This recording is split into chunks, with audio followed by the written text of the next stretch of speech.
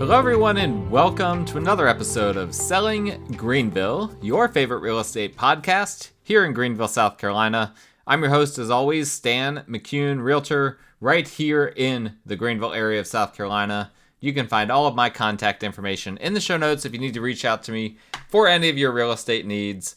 And just a reminder as always, please silence your phones as I just had to do because I forgot to.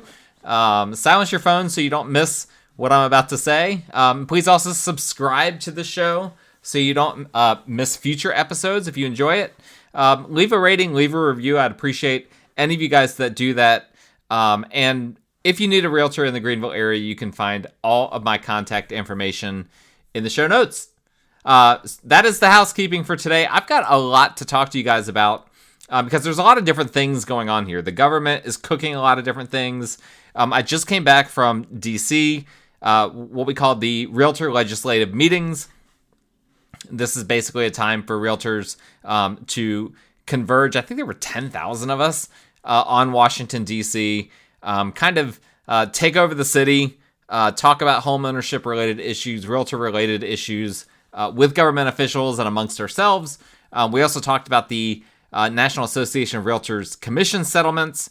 So we're going to be talking about that in this episode. I'm also going to be talking about some changes that are going to be made to wholesaling on the state level in South Carolina. And then we're going to be talking about elections and candidates that are running for local and state office. I'm not going to be talking about specific candidates, but talking high level on some of this stuff. So stay tuned if you're interested. A lot of people tell me that they enjoy my content when I talk about politics because there's not a whole lot of people talking about local politics.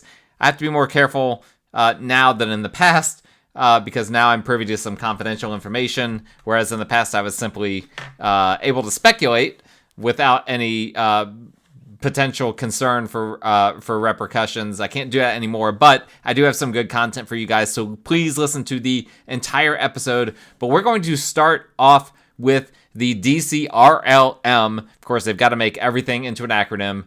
Realtor Legislative Meetings. Some people call it the mid-year. That's a common thing that I learned amongst realtors.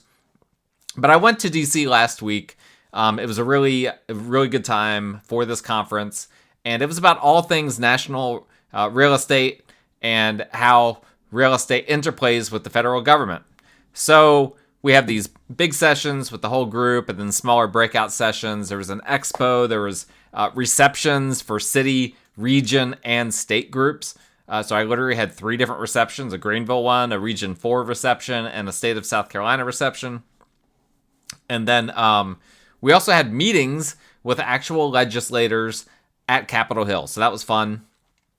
But in general, I just want to talk about more high level to start here. It was kind of a somber mood at this conference, and this kind of permeated it in a few different ways. There's just a lot of uncertainty right now about the future of real estate, the future of our government as well, because obviously it's a big election year. A lot of people don't know what's going to happen these next few months, and you just kind of got the sense that things were just a little bit more somber than you would typically expect. Now, this was my first time at this conference, so I can't speak to how it compared. But in one breakout session I was in, there were panelists and they were taking Q&A, and they said that there were way fewer questions and the group was way less chatty than normal during Q&A. So that leads me to believe that it was a more somber time in general than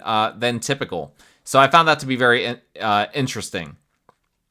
A lot of this conference, in terms of the sessions, were alternating between the National Association of Realtors settlement over commissions, as well as artificial intelligence. So I've joked with some people that we kind of alternated constantly between saying the word settlement and AI over and over and over again.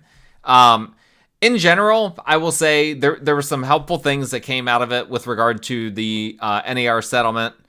For those of you interested in that, I've talked about this before, so I'm not going to go into a lot of details about it. They're still very much in a state of, we're not sure. We've got more information, but we're still not sure what's going on. That being said, there is still getting to be some clarity. So here's an example of where like clarity is still needed.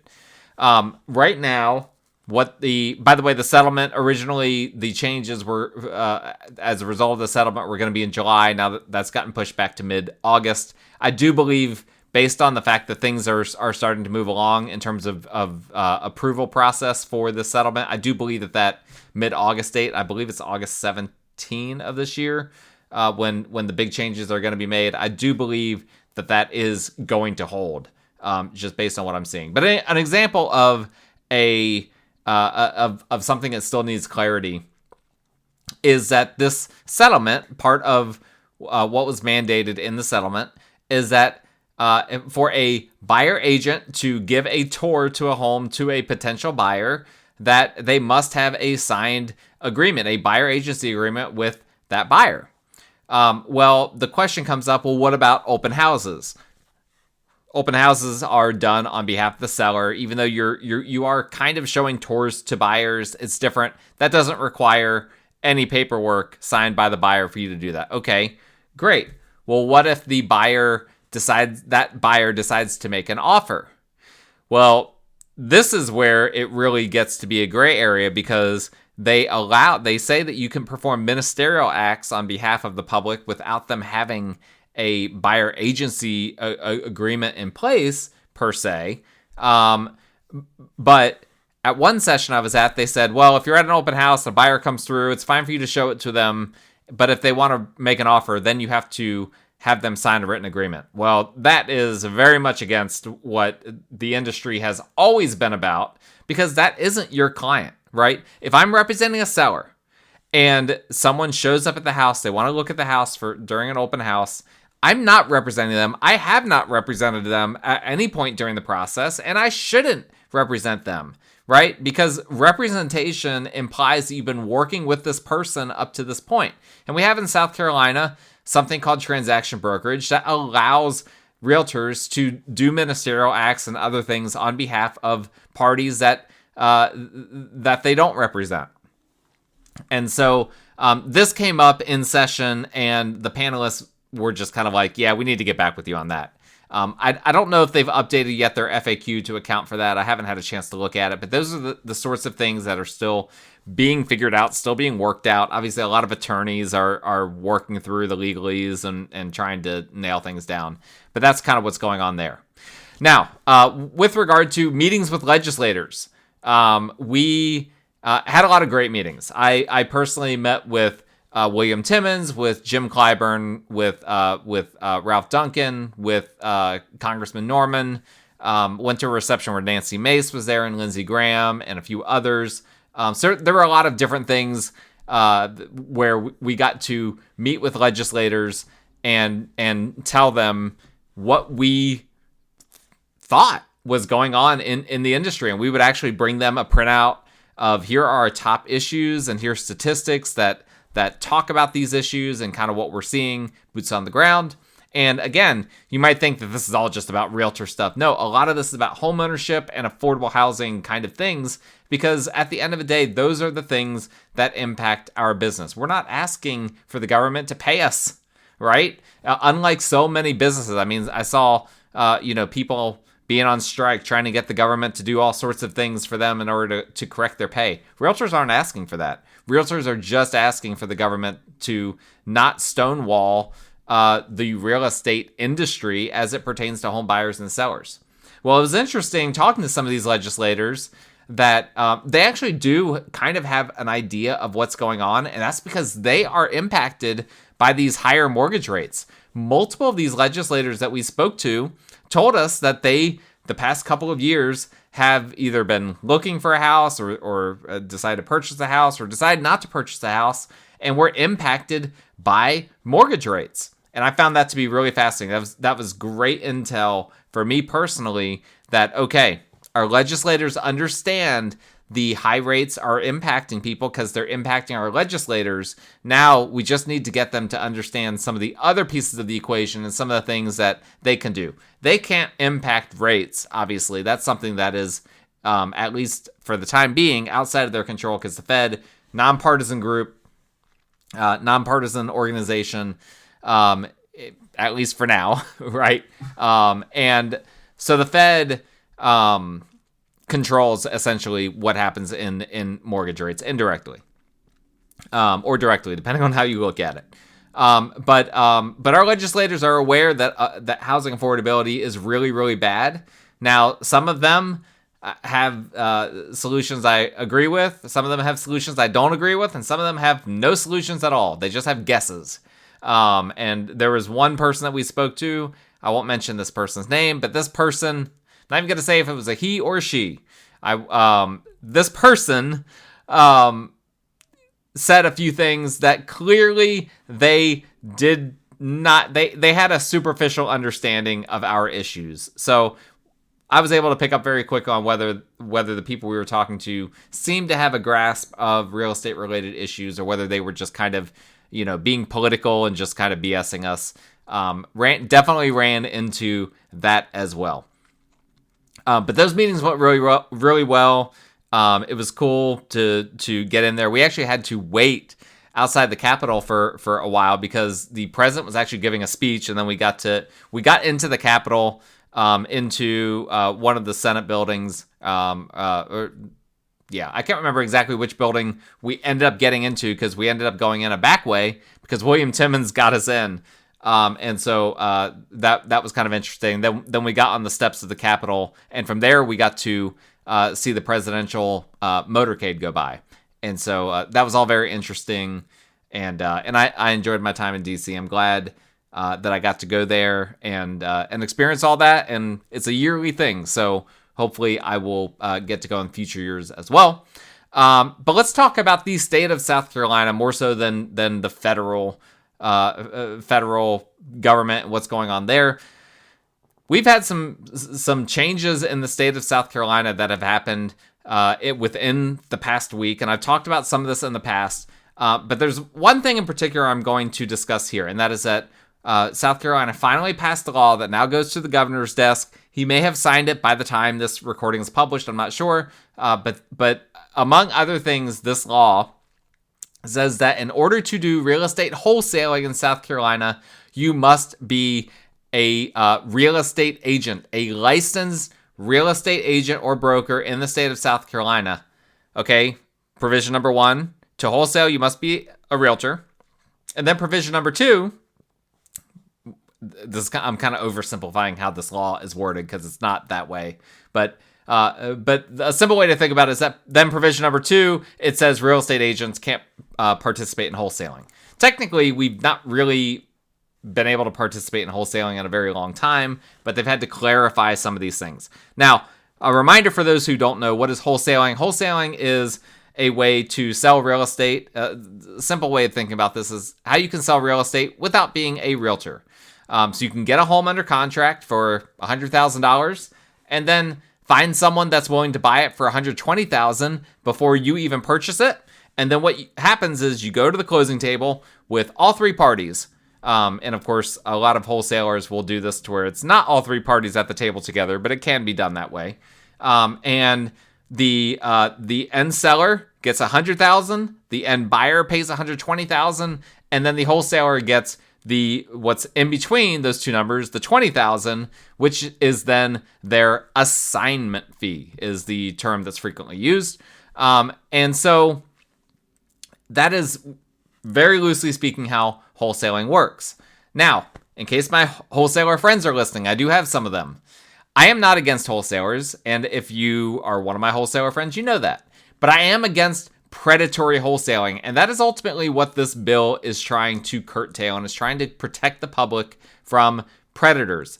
Unfortunately, it's very difficult to do that without impacting all of wholesaling, and I'd love if any of my wholesaler friends could give me ideas for how we could impact the wholesaling predators without impacting the people doing it well and doing wholesaling ethically. So anyway, let's just ask the question, right, that wholesalers have on their mind right now, and that is, will this ban wholesaling in the state? Will this actually, it is a ban, will it actually work? Now, let's just say that Word in the wholesaler community got around rather quickly after this passed. And generally speaking, I think most wholesalers think it's a big nothing burger. They're already figuring out loopholes and ways of getting around the rule because, importantly, the bill doesn't ban contract assignments due to those being necessary in other aspects of real estate, such as commercial real estate, 1031 exchanges, and the like. That being said, there are really two main concerns that I have about this bill and how I don't think it will impact predatory wholesaling. First off, the bill, which I'm not going to get into a lot of specifics about it. We're just going to talk high level here. It essentially bans wholesaling by stating you can't advertise real estate with the expectation of compensation unless you have a written listing agreement, right, that specifies what your compensation is. I don't know if that really does the job because wholesalers, they can still do double closings, right? And in a double closing, you purchase it and then you immediately sell the home to someone else, the end buyer. And you can claim perhaps that the end buyer is a business partner. I mean, there's a lot of different ways that this can be done. Even if a wholesaler doesn't go about it that way, defining advertising real estate, to me, that's going to be tricky. I feel like there are going to be loopholes there. And the bill also differentiates between advertising real estate, which can only be done with a listing agreement, and advertising a contractual position in a sales agreement. Now, I'm no attorney, and nothing in here is legal advice. Nothing on this podcast at all up to this point or after this point is going to be legal advice. So get an attorney if you need that, if you need legal advice. But I have a hunch that little differentiation is going to be a big moneymaker. The differentiation between advertising real estate versus advertising a contractual position in a sales agreement, that little differentiation between those two things is going to be a big moneymaker for some lawyers involved in wholesaling. I have a feeling that there's going to be some lawyers that figure out a way to weaponize that language and use it in order to make themselves some money. The attorneys have been making all the money in all of this, and I think that's going to keep going. And really, at the end of the day, the closing attorneys are the ones who hold all the keys when it comes to wholesaling. In my opinion, they enable predatory practices when they keep assignment fees off of seller settlement statements. So standard practice is that the buyer and seller in a standard real estate transaction, the buyer and seller both sign the same settlement statement. If you've ever bought or sold real estate, you have signed a settlement statement, and likely the other party's signatures are on there as well. And that shows how much money the buyer is paying and how much money the seller is receiving. And that's a legally binding document.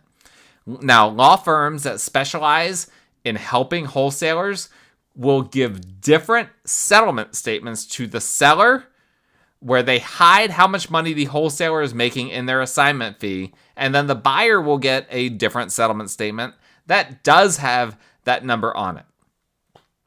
Now, does that sound fishy?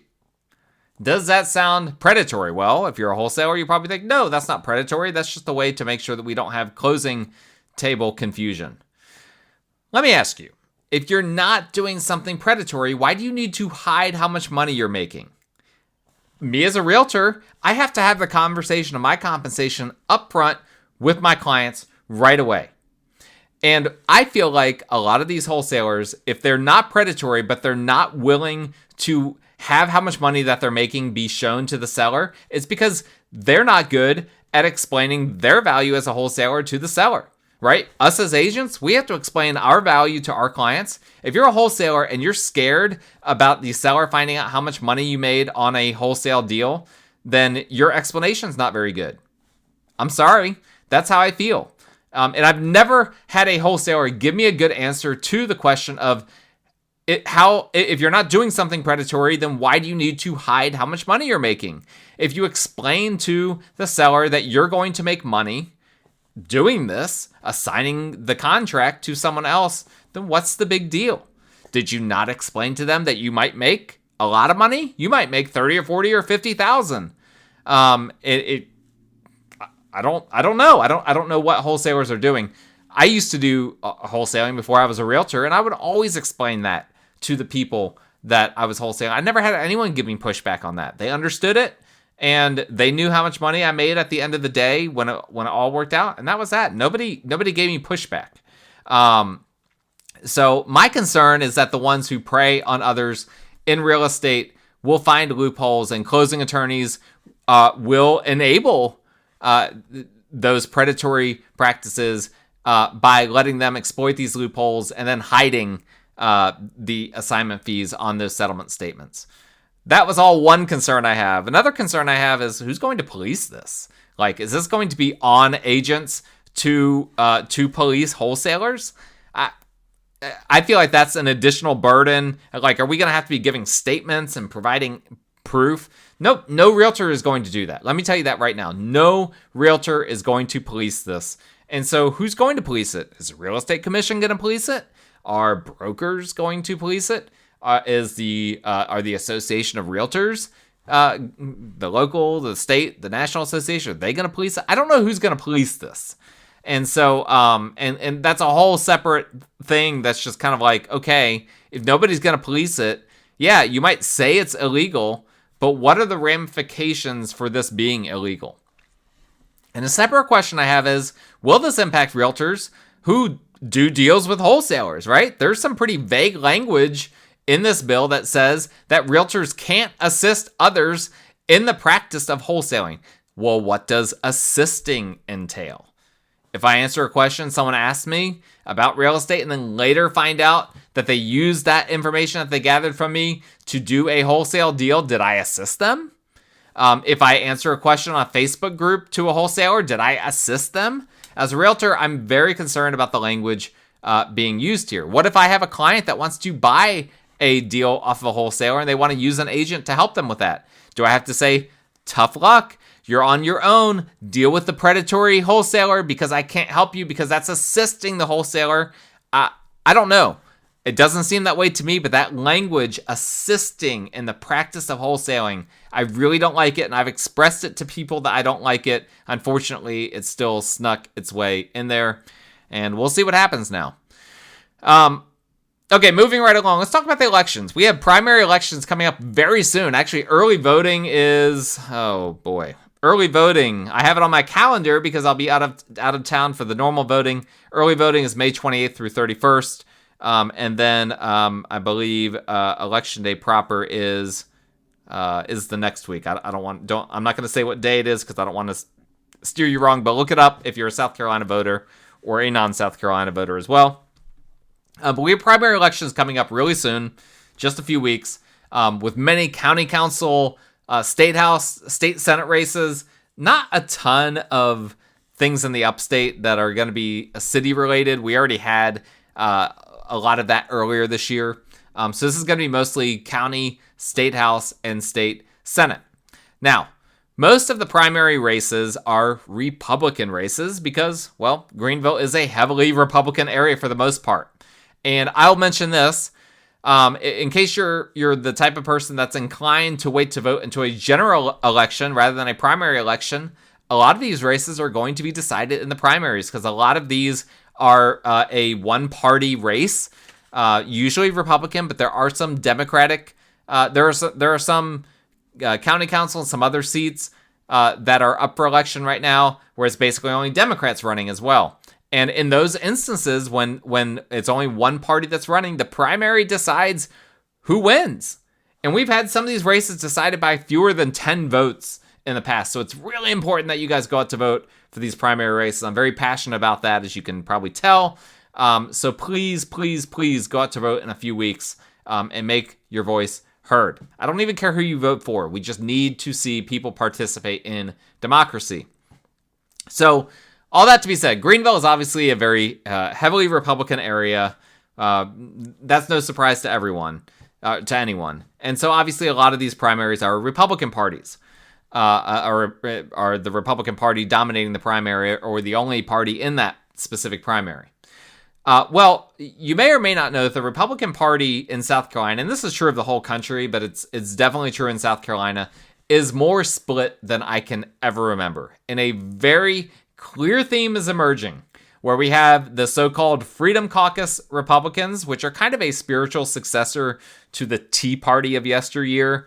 They're not quite MAGA. They're not quite libertarian. They're kind of something in between all of that. But predominantly, they're just very socially conservative. They're very focused on gun rights, the pro-life movement, library books, things of that nature. And so you have those Republicans, and then you have the more moderate Republicans who are campaigning on issues like budget reform, infrastructure, functional government, etc., etc. Now, I'm not going to make any endorsements on this show. As I've already said, I'm now privy to far too much confidential information that could get me in trouble if I reveal it on here. But I think you need to strongly consider, I'm going to encourage you to strongly consider which side you vote for. If you're voting for Republicans, if you're going to vote for the Freedom Caucus members, or if you're going to vote for the more moderates. I'm not going to tell you which one to vote for, but I am going to say, if you're on the Freedom Caucus side and more focused on social issues, that's totally fine. But I would encourage you to look into the voting records of those running for that group or that claim to be a part of the Freedom Caucus or have shared values with the Freedom Caucus to see what they've done in recent years. And as you can probably sense, I have some concerns with the Freedom Caucus and their approach. And I'll say that in general, I'm troubled because I have seen situations where our state legislature in particular could not even get a motion to adjourn passed because there was so much dysfunction and infighting in the state house, specifically among Republicans. Like it or not, compromise is necessary in government, and those running on platforms that are saying that they won't compromise are either lying or essentially admitting that they will contribute to dysfunction. That's what I keep hearing. People saying, well, I'm not going to compromise, blah, blah, blah, blah, blah. And when I hear that, that's some great red meat for certain people. When I hear that, I hear this is the person that doesn't understand retail politics. Because the reality of the fact is democracy only works in compromise. If you know anything about history, you know that. The Constitution that we have today was the result of intense compromise between parties. And that compromise created something, not perfect, but something that served our country really, really well. And had we veered off in either direction from where that compromise went, it might not have turned out the way it did in our country. Now, you might be a cynic and saying our Constitution isn't good and our country's not good. Whatever. I'm not going to argue with you on that. I'm just saying compromise in government is necessary because you're never going to get a bunch of people to agree on every single point. And if someone says they're not going to compromise, that's a big, big red flag for me. And a lot of these people that I'm concerned about are either saying that directly or implying it. But more to the point, when we have crumbling roads, people trying to raise the price of real estate by stonewalling development, people in the state and county intentionally allowing certain builders to do certain things because that helps them out, helps out their campaign, helps out their district. It does bother me when someone comes along and thinks it's a bigger deal that we make a symbolic social gesture like saying that Greenville County is a Second Amendment sanctuary or a right to life county or whatever buzzwords you can think of that isn't anything more than red meat to the base. That bothers me. It's not even meat. It's fluff because those are meaningless distinctions that are not decided by the county. Literally, the county does not have jurisdiction in these sorts of social issues. Those are state level or federal level issues.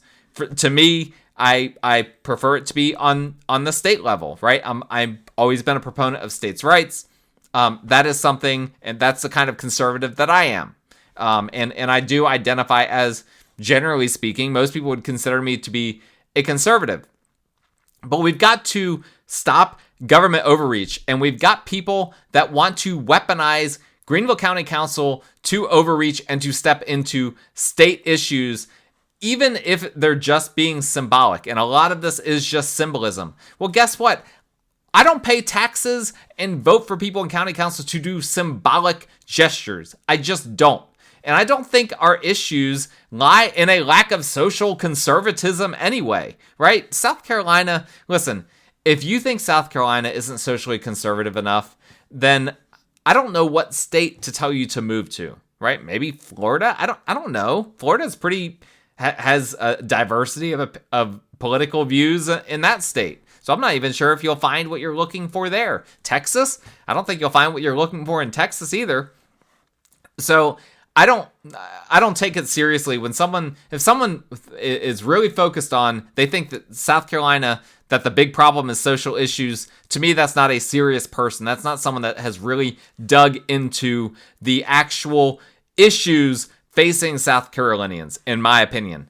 And yes, I'm going on a rant here. Absolutely. That I feel like I'm entitled to a rant every now and then. And I'll mention as well, the social conservatives in our government have caved over and over again to other things that aren't traditionally conservative, such as added taxes on gasoline, sales, added taxes on development, etc., etc. And so they claim to be conservative, but they're only conservative on a few very specific things, and those things happen to be social issues, but then you're not conservative about the issues that are actually part of what your part of the government are supposed to be addressing. That to me seems like a double standard, particularly on the county level. What about the state level? I thought conservatives were for lowering government involvement. So increasing government involvement in social issues is a concern for me as well, because if the government flips to people with a social agenda I don't like, I don't want them to have the power to ram a bunch of stuff through the state legislature because we've gifted them all of this power over our society, over the social aspects of our area. We don't want, in my opinion, we don't want the government to have its fingers over everything that's happening in our society. And so I don't even like the government being super involved in social issues. Me personally, I know there are going to be listeners that are going to disagree with me on that. And that's fine. We can agree to disagree. But you need to seriously consider whether the people who are claiming to be conservative, whether that conservatism is robust or narrow, because a lot of the conservatives running in the state and county right now are what I would call narrow conservatives. They are single or two issue conservatives, and that's just not what being a conservative is, in my opinion. Okay, now I apologize if you're listening and you're not a conservative, but the reality is that if you're listening to this and you're not a conservative, that probably means that you're interested in investing in South Carolina real estate from outside of the state. And you need to understand that South Carolina is a very conservative state, okay? You need to understand. It's good for you to hear this stuff. So I'll just throw that out there as well. And again, this is not an endorsement or lack thereof of an endorsement to anyone. And I'm not saying I won't vote for someone just because they affiliate with the Freedom Caucus or hold to certain social conservative views or anything like that. I'm not drawing that kind of line in the sand at this point. But I have concerns with the approach of people that make these social issues the dominant thing and will not compromise and are inconsistent within their own viewpoints. All right, that's all I'm going to say about that specific thing with the elections. Let's talk about candidates for a second. I'm not going to name names, but I'll say this. Everybody who isn't an incumbent is winging it. And that's pretty normal, okay? I think people don't fully understand that those running for state and local government have no idea what they're doing. Like, there's very, very few people who have genuine experience that crosses over into the political world who's running for state and local office. And that's totally fine. And even those who do have that experience from commissions or whatever whatever they might have that experience from, they are still really, really green. I've talked to a lot of these candidates, super duper green. They're still figuring out the issues. They're still figuring out where they even stand on the issues. You've got to know the issues first before you can figure out where you stand on them. They're trying to listen to their constituents and formulate their own opinions based on that. So there's just understand that. Understand that these people that are running, they don't know what they're doing. Will they figure it out? I hope. We've had a bad history of people running for government and winning elections that never learn and never figure it out. But I'm hopeful. We've got some smart people running for office this year. And I'm actually excited about that. I'm excited about several people running for county council, for state house, for state senate, and I think that's going to be. I think it's going to be great. But just understand from the outset, most of these people are very, very green. Now, I've spoken with many of these state and local candidates about homeownership, housing affordability, etc. Very few of them truly understand the borderline apocalyptic scenario we could experience 15 to 20 years from now if we stonewall builders the way many are demanding the government do. There's very much a we need to stop development now and figure that out later sentiment in Greenville and in the state of South Carolina. But remember, demand gets pent up every year, right? Every year that we have less development than we have people moving into the area, demand gets pent up. The dam, the water keeps building in the dam, and eventually that dam eventually gets broken. At the very least, the water eventually starts to trickle over, and eventually, even if the dam holds up, the water flows over and causes issues that way as well. But every year, development is at record lows in this area. And despite what people tell you, it is at record lows in the upstate, I'm telling you, but demand continues to grow. And with growing demand comes growing prices. That is just the reality of the situation. If supply doesn't keep up with demand, prices go up. And currently, the average first-time home buyer is 35 to 36 years old. If home prices continue to outpace inflation, which they will if we don't build more, we could see our children needing to be in their 40s, basically, before they can afford a home without parental assistance. That's the reality of where we're at, and that's why I call it a borderline apocalyptic situation. That's not healthy for our economy. That's not healthy for our children, for the next generation. And so why is development being stonewalled? Well, there's two primary reasons that I hear most frequently. One is that people don't like the way tract-built communities look, understandably. And number two, they're concerned about roads not being fixed. Talk about the tract-built communities for just a second. I actually agree with this concern to a certain extent. What has been shown is that actually more high-end housing does have a trickle-down effect to the cheaper communities. So right now, what a lot of these, developers are doing is they're trying to find a cheap middle class product that they can sell. And maybe Greenville is maybe we are tapped out development wise in that specific thing. If I'm willing to concede something, it is that maybe we need to move to kind of forgetting about trying to build new housing for that, lower middle class to middle class demographic, and focus on the much cheaper, affordable workforce housing, whatever you want to call it, end of the spectrum, where you've got like people that can get housing at 60% or 55% area median income, that type of thing. That would be government subsidized housing, which some may agree with, some may not. I'm just throwing options out there. On the other end of the spectrum, we need more communities that are really, really nice, like $750,000 plus communities. Here's what happens with those communities. People step up into those communities. So someone that's currently in a $500,000 home, they're looking for something nicer.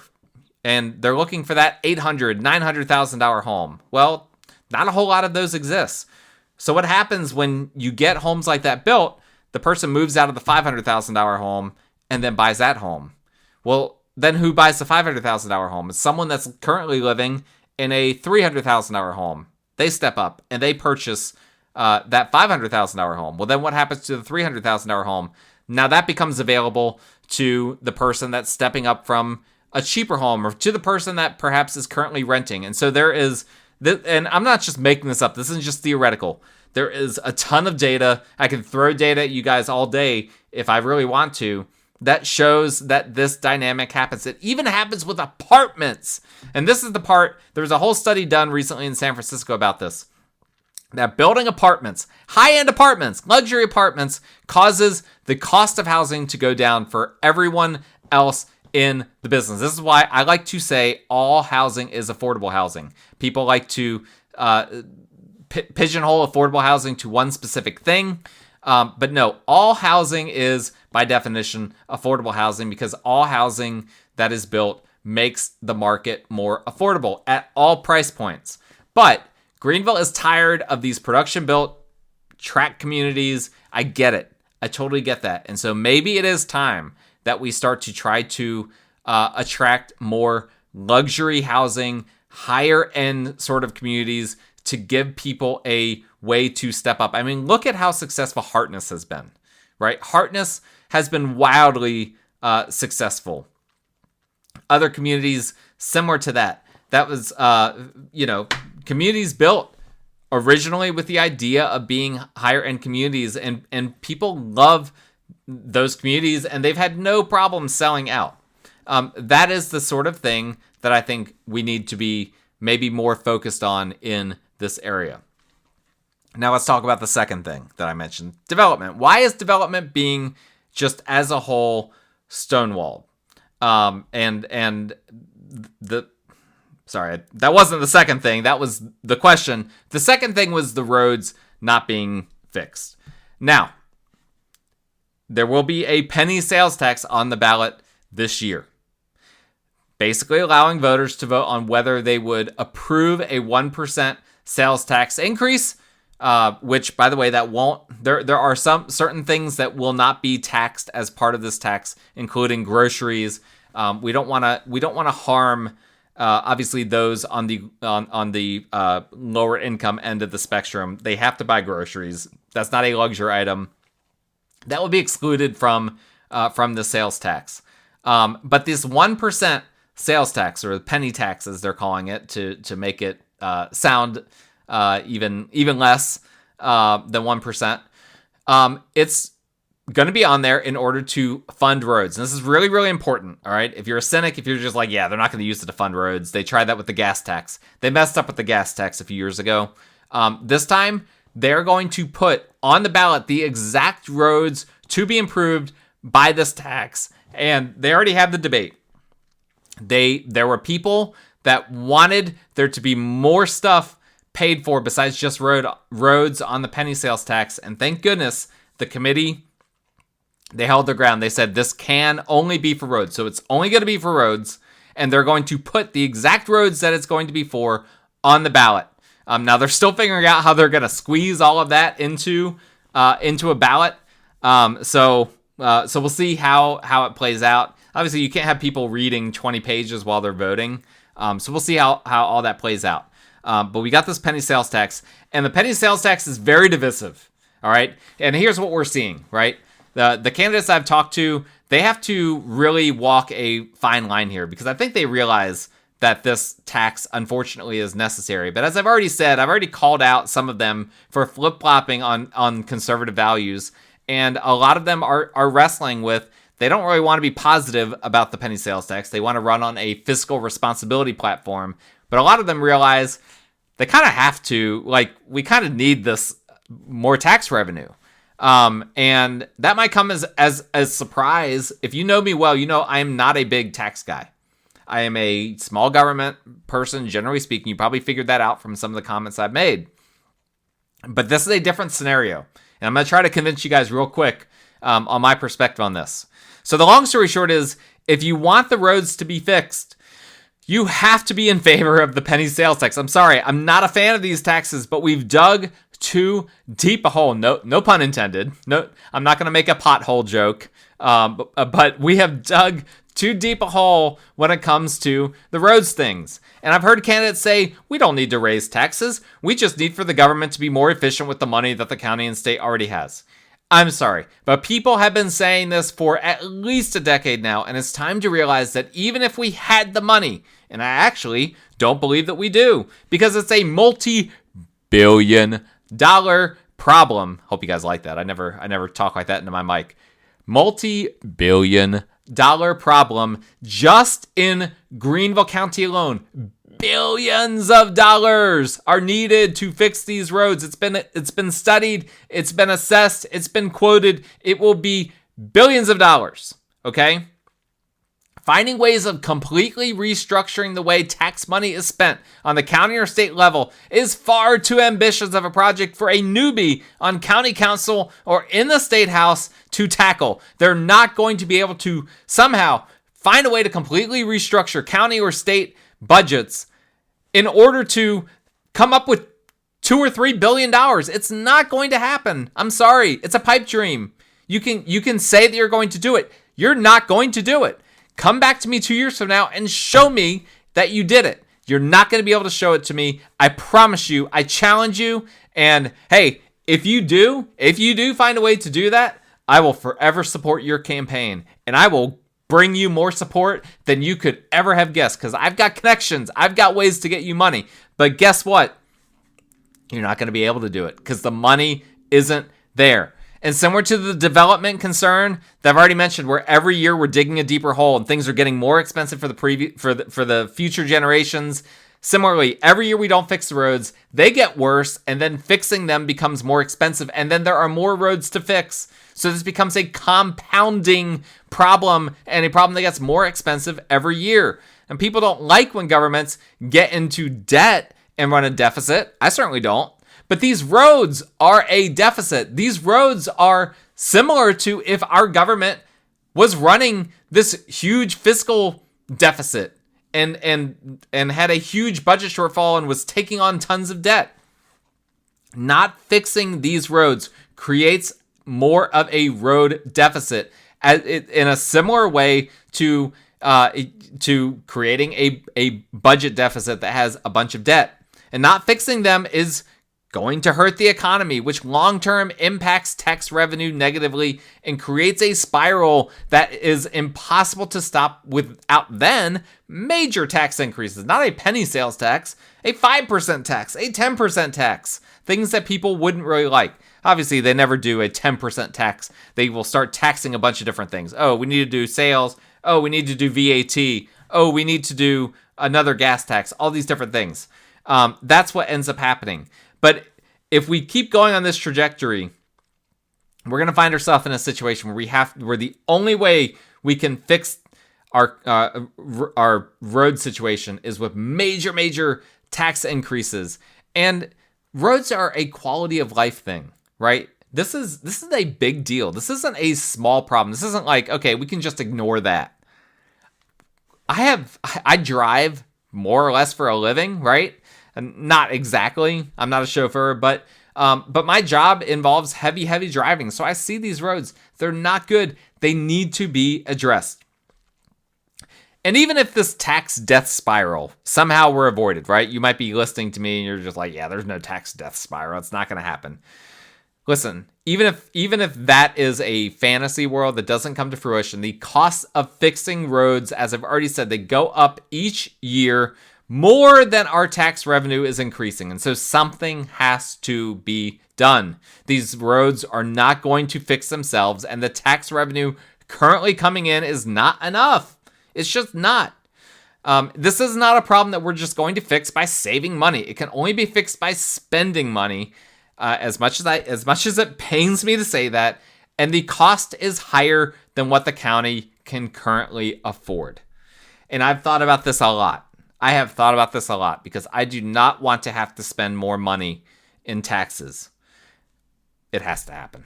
I'm sorry. It has to happen. And after much debate, as I've already said, the county agreed, but they're putting this on the ballot. They want the people to agree with them because they don't want the backlash, because they know that there will be backlash if they just put it on here. And here's the interesting thing, is that they're holding town halls and getting input from people on what roads are important to them. As soon as people realize that roads that they drive on are going to be fixed, they're suddenly okay with the penny sales tax. They come into those meetings angry. I don't want to pay more taxes. And then they realize that the taxes are actually going to help them, and help them in a way that if they just save that money over the course of the year, they wouldn't be helped as much. All of a sudden, the tone changes. And that's a positive, but that shows you, I mean, we're inherently selfish, right? We don't want to spend money. We only want to get money. But in the same token, we want to make sure our tax dollars are spent towards something good and towards something that we'll benefit from. And so this is something that we're finding that people, their tone changes once they realize that they're going to be positively impacted by this bill. And so I will be holding my nose to make another weird sound on here. I'll be holding my nose and voting in favor of the penny sales tax, assuming there are no major changes made to it between now and the election, based on what I've heard thus far. And I don't think that there will be. And I will be voting for candidates who hold to my political values, while also holding to a spirit of cooperation, which is necessary for a functioning government in today's climate. And I hope that you guys will too. All right, this has been a long episode, but we covered a lot of ground. I hope you guys liked it. Please, if you did like it, actually physically like it by hitting the like button, hit the subscribe button, rate, review, comment, all those good things. If you're watching on YouTube, listening on Apple Podcasts, Spotify, Audio Boom, Google Play, Stitcher Radio, whatever the case may be, please support the show that way. And if you need a realtor in the Greenville area, you've got my contact information because it's in the show notes. Thank you guys. We will talk again next time.